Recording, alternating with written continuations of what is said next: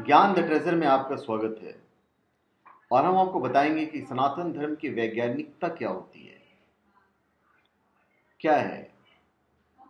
सब कहते हैं 33 करोड़ देवी देवता, ओम, एक ओमकार, ईश्वर, भगवान। हिंदू धर्म का दुष्प्रचार करने के लिए बातें उड़ाई गई कि हिंदुओं के 33 करोड़ देवी देवता हैं। और अब तो हिंदू लोग भी खुद ही गाते फिरते हैं कि हमारे 33 करोड़ देवी देवता हैं। गलत बात है। सबसे पहली बात तो यह है कि अधूरा ज्ञान खतरनाक होता है। वैसे ही जैसा बिना सीखे आप गाड़ी चलाने लग जाएं तो एक ही काम होगा कि गाड़ी कहीं ना कहीं एक्सीडेंट करेगी। इसलिए अपने हिंदू भाई ही ऐसी गाड़ी ठोकते रहते हैं कि हमारे 33 करोड़ देवी देवता हैं। उनसे मेरी एक गुजारिश है, दरख्वास्त है कि अगर आपको किसी खास चीज़ का पता नहीं हो या अनुभव नहीं है और कोई सवाल कर बैठे तो उसको बिना सोचे समझे आपको जवाब नहीं देना चाहिए। गलत जवाब देने से अच्छा स्ट्रेट फॉरवर्ड बोल दो कि इसका जवाब मुझे नहीं पता है। बहुत से लोग, ज़्यादातर इस्लामिक प्रवक्ता या ईसाई लोग, हर महीने भारत में लगभग 5,000 से 10,000 लोगों को ईसाई या इस्लाम स्वीकार करवाते हैं। ईसाई बनाने का धंधा भी जोरों पर है। उनके इस कारनामे से और हिंदुओं की नपुंसकता के कारण पिछले 2 साल में 1 लाख के करीब लोग ईसाई बन चुके हैं, जो कि आगे चलकर एक बहुत बड़े आंदोलन का हिस्सा बन भारत को तोड़ने के लिए हो सकता है कोशिश करें। जो ढोंगी हिंदू है वो अपनी चड्डी बचाते फिरेंगे।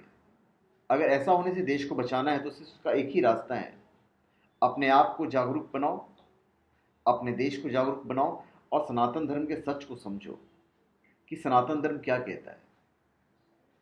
लड़कर आप जीत नहीं सकते क्योंकि नकारात्मक शक्तियां बहुत ज्यादा बढ़ रही है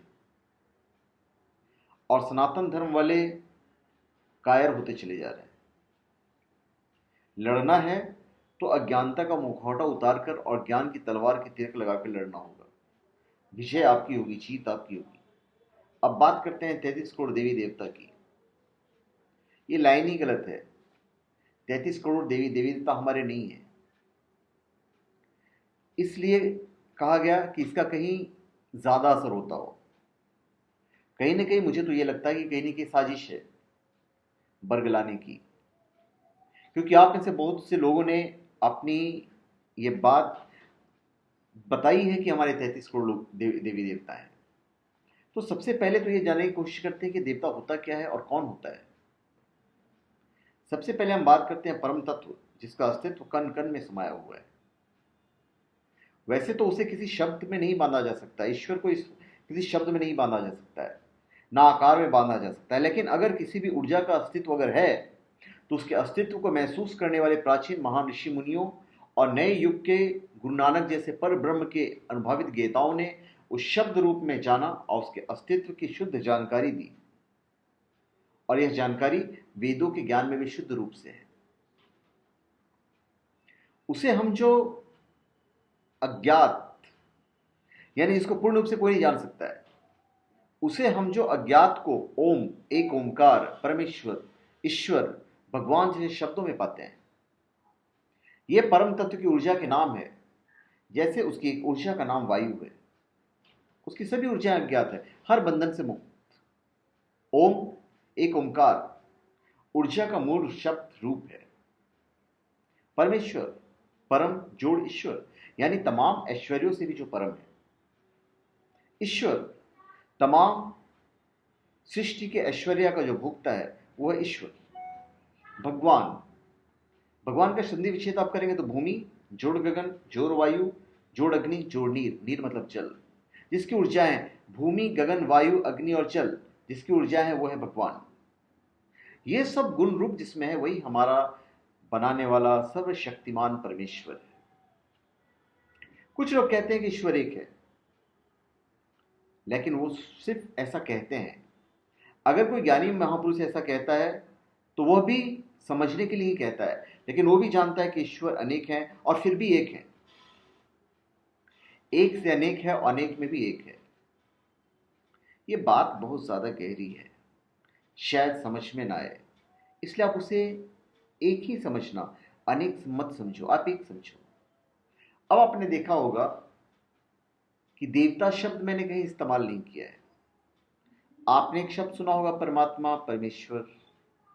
जब परमात्मा शब्द के मूल में जाते हैं तो बनता है परम जोड़ आत्मा।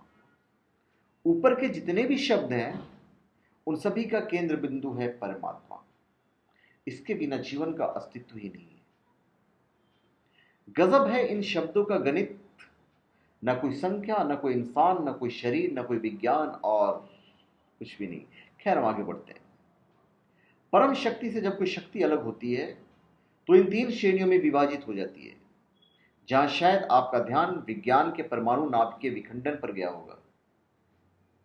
मुझे परमाणु के बारे में कोई ज्ञान नहीं है, क्योंकि छोटी छोटी बातों पे मैं ध्यान नहीं देता। ये मैं अपनी पर्सनल बात कह रहा हूं। वैसे भी यहां भी ऊर्जा का 3 श्रेणियों में विभाजन होता है, और वो श्रेणियां हैं परमात्मा। परम आत्मा अनेक में एक ही है।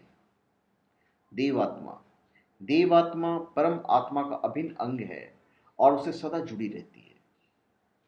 और फिर है जीवात्मा। जीवात्मा तीसरी श्रेणी। अब ये मत सोचना कि इसमें सिर्फ हम इंसान हैं, इसमें हर एक प्राणी है जिसमें जीवन है। उन सभी प्राणियों की अलग अलग श्रेणियां हैं। फिर से परमाणु के बारे में एक बार सोच लो। परम सिद्ध ज्ञान के अनुसार ये लगभग 84 लाख योनियां हैं, जिसको आप 84 लाख योनि के नाम से जानते हैं। इसके बारे में तो मैं फिर कभी आपको बताऊंगा किसी अगले वीडियो में, क्योंकि अभी आप थोड़ा सा बोर भी हो जाओगे इतनी लंबी भाषण दूंगा तो। अगर आप बोर हो रहे हैं तो थोड़ा सा पानी पी लीजिए, जहाँ तक मेरा ख्याल है। जीव आत्मा में श्रेष्ठ है मनुष्य आत्मा, जो सब जीवों से ताकतवर, बुद्धिमान, हर शक्ति से परिपूर्ण है। हम जीव, हम मनुष्य, हम सबसे विद्वान हैं, हम सबसे बुद्धिमान हैं। लेकिन यहां आकर ये आत्मा बंधन में पड़ जाती है और प्रकृति के अधीन शरीर में फंस जाती है। और जब आत्मा के ऊपर एक नई शक्ति का कब्जा हो जाता है, जिसे माया कहते हैं, क्योंकि माया से शरीर का निर्माण हुआ है, तो ये माया में लिप्त रहता है, क्योंकि धरती माया के अधीन है। अब यहां से मानव स्वतंत्र होने की प्रक्रिया को मुक्ति कहते हैं या मोक्ष कहते हैं। और मोक्ष कहते भी आपने सुना ही होगा। ये मुक्ति और मोक्ष भी दोनों शब्द अलग है। मुक्ति अर्थात माया के बंधन से मुक्ति। ये वैसे तो बहुत बड़े प्रसंग है, लेकिन फिर भी बताने की कोशिश करता हूं। प्रकृति के 3 गुण हैं, सत्व गुण, रजस गुण और तामस गुण। तामस जानवरों का गुण है, क्योंकि उनमें ज्ञान रूपी चेतना नहीं होती है। इसलिए जो मानव मांस भक्षण करते हैं उसे तामसिक कहते हैं। वो अज्ञानतावश मांस भक्षण करते हैं। रजस गुण में लोग मायावादी होते हैं, ये माया में लिप्त रहते हैं। शराब, वेश्यावृत्ति, तला हुआ भोजन खाना, तला भुना भोजन खाना, और जीवन का सुख उसी में ढूंढते हैं, उसी में खोजते हैं। सत्वगुण सबसे महान है। इसमें इंसान शुद्धि, पवित्र और जागरूक होता है, और इसी गुण को धारण करने से माया में रहते हुए भी मुक्त रहता है और अपनी चेतना को जागृत करता है, जिससे उसके ईश्वर अनुभूति भी हो सकती है, ईश्वर की अनुभूति हो सकती है। ऊपर के दोनों गुण सिर्फ मिथ्या है, इसी गुण में मुक्ति संभव है। यह संपूर्ण पाप रहित जीवन है। मोक्ष अर्थात जन्म मरण के चाकर से मुक्त होना। इसमें भी 2 रास्ते हैं, द्वैत वेदांत और अद्वैत वेदांत। इनके द्वारा आप परम आत्मा में मिल जाते हैं, अर्थात दोबारा जीवात्मा में जन्म लेना नहीं पड़ता है। इसी प्रकार जीवात्मा जब मनुष्य योनि में होती है, तभी यह संभव है कि वह कर्म के बंधन से मुक्त होकर मोक्ष प्राप्त करे। जो मनुष्य ईश्वर की शुद्ध भक्ति करता है वही देवत्व को प्राप्त होता है, और देवत्व की प्राप्ति के बाद सारे बंधन से छूट जाता है और परमात्मा में विलीन हो जाता है। कोई भी मनुष्य देवत्व को प्राप्त किए बिना सीधे सीधे परमात्मा को नहीं जान सकता। अर्थात मन, वचन, कर्म से शुद्ध होकर ही आप देवत्व को प्राप्त कर ईश्वर यानी परमात्मा के दर्शन का अनुभव कर सकते हैं। इसलिए जिस भी पुरुष ने इसे स्वीकार कर सत्व गुण में रहकर साधना योग से देवत्व को प्राप्त किया है, उसे ही देव कहा गया है। और देव कोई 1 या 2 नहीं, हजारों साल से हजारों की संख्या में है। लेकिन सवाल यह है कि ये बातें सामने क्यों नहीं आती। इस पर सवाल उठाया जाता है कि 33 करोड़ देवी देवता हैं हिंदुओं के। जब ये बात लिखी गई या सुनने में आई, तब वैदिक काल या वैदिक काल में जिन्होंने उच्च कोटि की साधना की है, जैसे कि ध्रुव ने की, तो उनके साथ एक शब्द जोड़ा गया, उच्च कोटि। मतलब ये उच्च कोटि के भक्त हुए, इसलिए इन्हें देव माना गया। यहां उच्च कोटि का मतलब किसी संख्या से नहीं, बल्कि भक्त के भाव की शुद्धता या एकाग्रता से है। जब इस बात का प्रचार हुआ तो तब तक जिन्होंने भी उच्च कोटि की तपस्या की वो 33 पुरुष थे, जिनके नाम भी आज तक दर्ज हैं। और ये कुल 33 प्रकार के देवी देवता हैं। 12 प्रकार हैं। प्रकार है मतलब कोटि है। आदित्य, धाता, मित, आर्यमा, शक्र, वरुण, अंश, भाग, विवस्वान, पुष्प, श्रीता, तवास्था और विष्णु। 8 प्रकार हैं। वासु, मलधर, ध्रुव, सोम, अनिल, अनल, प्रत्युष और प्रभास। और 11 प्रकार हैं। रुद्र, हर, बहुरूप, त्र्यंबक, अपराजिता, वृषाक्पी, शंभु, कापार्दी, रेवात, मृगव्यास, सावरा और कपाली। और 2 प्रकार हैं अश्विनी और कुमार। तो कुल हो गए 12, 8, 11 और 2 मतलब 33। इनके बाद नवीन युग में बहुत से देवत्व को प्राप्त हुए, जिनकी कोई निश्चित संख्या नहीं है। तो शायद हमने बहुत लंबा भाषण दे दिया आपको और आप बोर हो रहे होंगे। तो आप पहले समझिए कि मैंने आप क्या बोला है। ये हमारे सनातन धर्म की वैज्ञानिकता है। तो एनीवेज, धन्यवाद।